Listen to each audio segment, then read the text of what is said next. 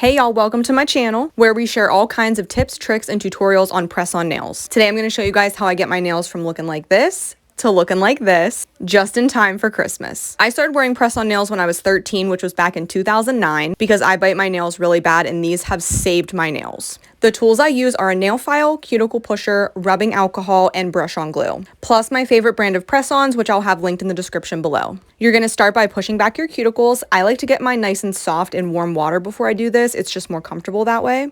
And then I'm going to use the other end to scrape up any dead skin cells around my cuticle area. The more clean and trimmed back your cuticles are, the easier these are going to stick. Next, you're going to go in and buff your nails really good with the nail file. You want to remove the shine and give them some texture so the glue has something to grip to. Now, the next step is optional depending on your nail type. You can either have dry nails or oily nails, and if you have oily nails, this is for you. You want to go in with pure acetone or a nail dehydrator and apply it directly to your nails, or you can take like a makeup brush or a Q-tip or a paintbrush or whatever, dip it right into that acetone and then paint a light layer on the inside of the press-on. This will just help them stick so much better if you have really oily nails. But if you have dry nails, you can skip that step. When you're picking your sizes, you want to make sure that it just barely covers the surface of your nail bed. It should go right to the very edge of your natural nail. If it's too big, it's going to pop off really easy. And on the other end of the spectrum, you don't want it to feel like it's squeezing your nail or have too much of it peeking out the side like this. Sizing takes practice, but you'll get it. Once I lay out all of my sizes, I go in with the very last step of the prep work, and that is cleaning really good with rubbing alcohol to get the last bit of dirt, oils, and dust off of my nails. Let them dry and then move on into the glue. So I like to use a brush-on glue. It's just a lot easier to use, especially if you're a beginner. You can get a really precise, even layer of glue. I'll put a layer of glue on the inside of the press-on and then put a layer on my natural nail as well. I like to keep the focus of the glue more in the center of my nail. That way, when I push the press-on down, it doesn't seep out the sides, kind of like this. You can see how there's a little bare strip around the outer border of my nail.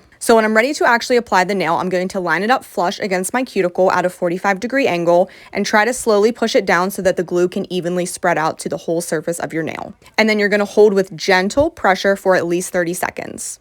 And then you can let go and your nail should feel nice and secure. You want to keep in mind not to push too hard when you're pushing the nail down, because if you do that, you can cause dents in your nail and you can push all of that glue out onto your skin, which we don't want. And if your thumbs are pesky like mine and can never get them to stay on, here's a hack that I learned a few years ago. Apply 2 layers of glue to your thumb. The thumbs are such a big surface, they need a lot more glue than the rest of your fingers. So I apply glue to the inside of the press-on, a good layer on my natural nail, and then I dip right back in and apply another layer onto my thumb. I don't let it dry in between coats or anything. I just go straight back in. It just helps make sure there's enough glue on there.